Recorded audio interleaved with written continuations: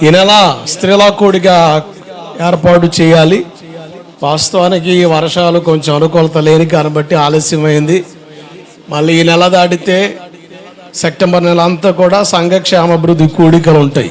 ఈ నెల ఈ స్త్రీల కూడిక కొరకు ప్రార్థించినప్పుడు నాకు దొరికిన ఒకే ఒక అవకాశం ఏంటంటే వచ్చే శుక్రవారం ప్రస్తుతం సహవాస కూడిక జరుగుద్ది. ఆల్మోస్ట్ వచ్చేది ఎక్కువ స్త్రీలే, 2-3 పురుషులు వచ్చేది. ఆ శుక్రవారం వాడుకుందాం అనే ఆలోచనతో 29వ తారీఖు రాత్రి స్త్రీల కూడిక ఉంది.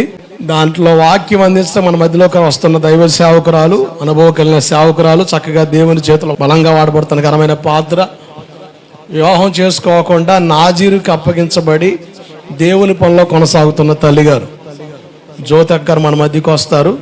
కనుక చక్కగా స్త్రీలందరూ కూడా సమకూర్చబడండి. శుక్రవారం సహవాస కూటం అని ఆదమరి చూడకండి. పగలు ఉపవాస కూటం జరుగుద్ది, సాయంత్రం స్త్రీల కూడిక జరుగుద్ది.